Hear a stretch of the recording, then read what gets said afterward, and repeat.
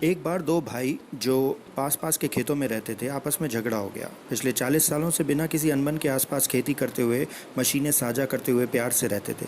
सालों का रिश्ता बिखर गया। बात एक जरा सी गलतफहमी से शुरू हुई और बड़ी हो गई। दोनों ने एक दूसरे को बरा बुरा भला कहना शुरू कर दिया।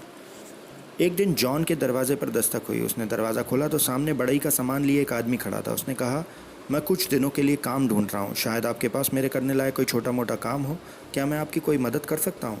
बड़े भाई ने कहा, हाँ, काम तो है तुम्हारे लिए। नाले के उस पार वो खेत देख रहे हो? वो मेरा पड़ोसी है, बल्कि मेरा छोटा भाई है। पिछले हफ्ते तक हम दोनों के बीच में एक चारागाह था, पर उसने अपना बुलडोज़र लेकर नदी के यहाँ तक हम दोनों के बीच में ये नाला बना दिया। उसने ये मुझे चिढ़ाने के लिए किया होगा, मगर अब मैं इसे बताऊंगा। वहाँ कोठर में पड़ी लकड़ी देख रहे हो? मैं चाहता हूँ तुम मुझे एक 8 इंच ऊंची बाड़ बना दो, ताकि मुझे उसकी जगह देखनी ही ना पड़े। कुछ भी हो जिससे वो शांत हो जाए। बड़ी ने कहा, लगता है मैं समझ गया क्या करना है। आप मुझे लकड़ी और कीलें दे दीजिए, मैं बना दूंगा। आपकी पसंद का काम कर दूंगा। बड़े भाई को कुछ सामान लाने के लिए बाजार जाना था। उसने बड़ई को उसकी ज़रूरत का सामान दिया और दिन भर के लिए निकल गया। बड़ई ने दिन भर मेहनत से नाप कर, लकड़ी चीर कर, कीले लगाकर काम दिया। शाम ढले जब किसान वापस लौटा तब बड़ई ने बस अपना काम खत्म ही किया था कि उसकी आंखें खुली की खुली रह गईं और उसका मुंह खुला का खुला। वहाँ कोई बाढ़ नहीं थी, वहाँ एक पुल था। नाले के इस पार से उस पार तक। काम बहुत सुंदर था, हत्थे वगैरह के साथ। और उसका पड़ोसी, उसका छोटा भाई, उस पार बाहें फैलाए उसके पास आ रहा था।